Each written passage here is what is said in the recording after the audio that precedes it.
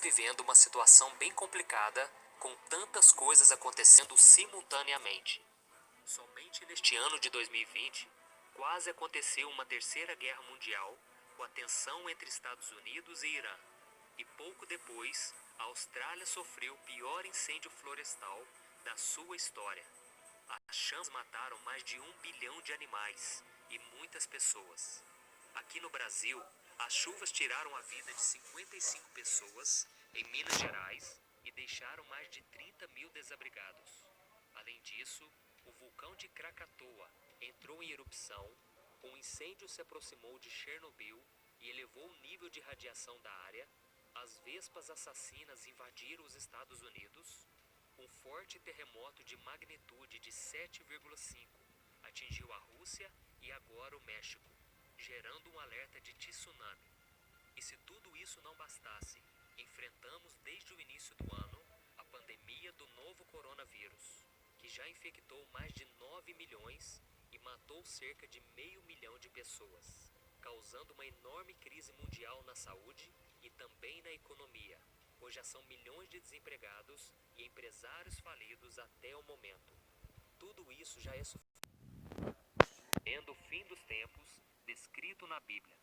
E agora recebemos a notícia de que uma nuvem gigantesca de gafanhotos de chifre curto, vinda da Argentina, está se aproximando do Brasil.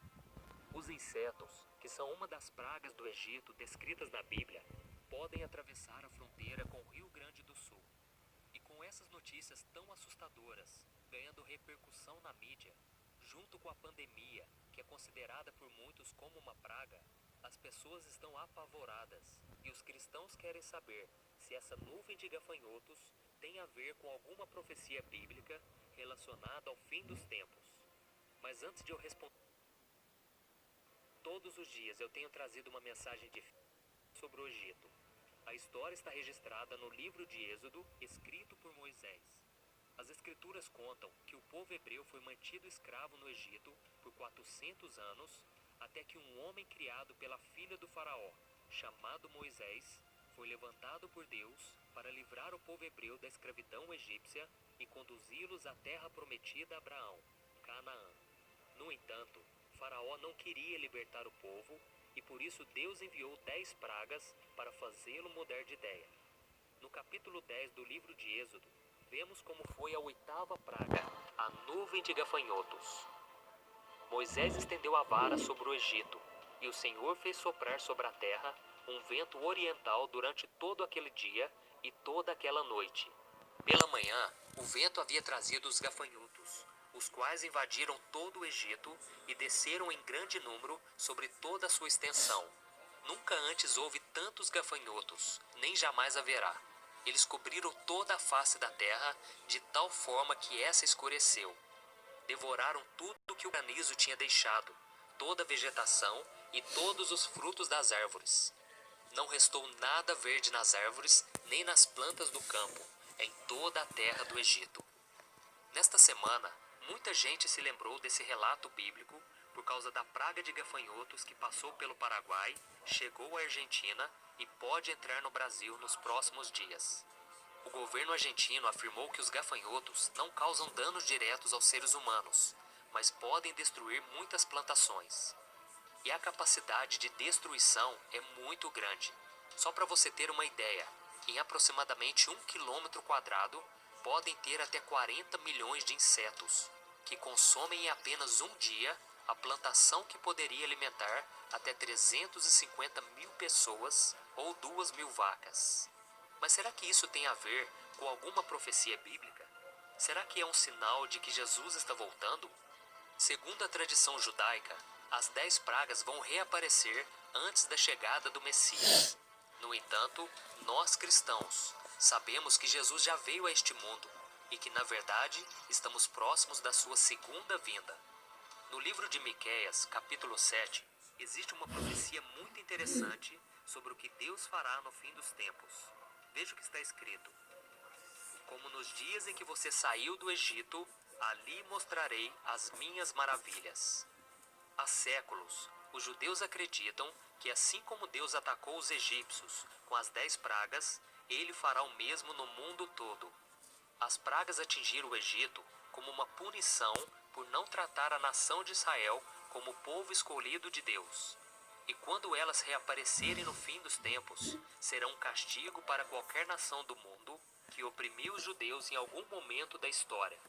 Eles usam como argumento uma profecia que está escrita no livro de Joel. Vamos ver o que o Senhor diz. Reunirei todos os povos e os farei descer ao vale de Josafá. Ali os julgarei por causa da minha herança, Israel, o meu povo, pois espalharam o meu povo entre as nações e repartiram entre si a minha terra. Mas na verdade, essa profecia se refere ao período da grande tribulação, durante o reinado do anticristo. A Bíblia diz que durante os últimos dias do seu governo maligno, Deus derramará sua ira sobre a terra, com pragas e sofrimento a todos aqueles que o negaram e continuaram nos maus caminhos. Porém, ainda assim, as nações não se arrependerão e ainda blasfemarão contra o seu nome. Então, no final dos 7 anos da grande tribulação, Israel será cercado no Monte Megido, pelas nações que se juntaram ao anticristo, no lugar chamado Armagedon. Eu fiz um vídeo sobre a Batalha do Armagedon e eu vou deixar para você no final desse vídeo. O capítulo 1 do livro de Joel fala sobre uma invasão de gafanhotos que devasta a nação de Judá. Isso faz com que o povo se volte para Deus e clame para que ele os livre desse castigo. Nas Escrituras, a praga de gafanhotos é um símbolo do juízo de Deus e, ao mesmo tempo, ele permite essa destruição para que as pessoas se arrependam e voltem a andar nos caminhos dele. E diante dessa nuvem de gafanhotos que se aproxima do Brasil, não podemos afirmar que ela seja o juízo de Deus por causa da nossa desobediência, já que a invasão desses insetos sempre acontece em alguma parte do mundo ao longo dos anos. Mas devemos ficar atentos e preparados, pois o fim está se aproximando e Jesus está voltando para buscar aqueles que creem nele como Senhor e Salvador. O que estamos vendo hoje já estava previsto para os últimos tempos, mas Cristo disse que não devemos nos assustar, porque é necessário que essas coisas aconteçam e que nós podemos esperar ansiosamente pela sua volta. Eu não estou aqui dizendo que a situação atual não cause preocupação. Seria irresponsável da minha parte afirmar que tudo está indo muito bem e que podemos viver como se nada estivesse acontecendo. Muitas vezes, nós cristãos ficamos tristes e abatidos com esses acontecimentos, mas nós temos a promessa de que um dia iremos nos encontrar com Cristo e então todo o sofrimento irá acabar. Veja o que ele disse. A mulher que está dando à luz sente dores, porque chegou a sua hora. Mas quando o bebê nasce, ela esquece a angústia, por causa da alegria de ter nascido no mundo um menino. Assim acontece com vocês. Agora é hora de tristeza para vocês, mas eu os verei outra vez, e vocês se alegrarão, e ninguém lhes tirará essa alegria. Por isso, meu querido irmão e minha irmã, creia nessa promessa maravilhosa. E quando você ficar ansioso e preocupado, ore mais, para que você não perca a sua fé. No livro de 2 Timóteo, capítulo 1, a Bíblia diz que Deus não nos deu um espírito que produz medo e covardia, mas sim que nos dá poder, amor e autocontrole.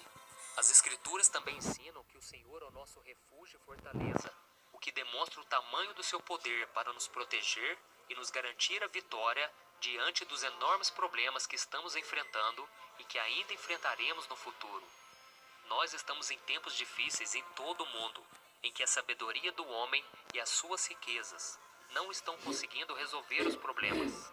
Por isso, nós que cremos em Jesus, devemos permanecer firmes na fé e dependentes do seu poder, com a certeza de que não seremos abandonados pelo Pai, independente do que venha acontecer. Amém? E para encerrar essa mensagem, eu quero deixar com você um versículo que mostra o que nós devemos fazer nesse momento difícil.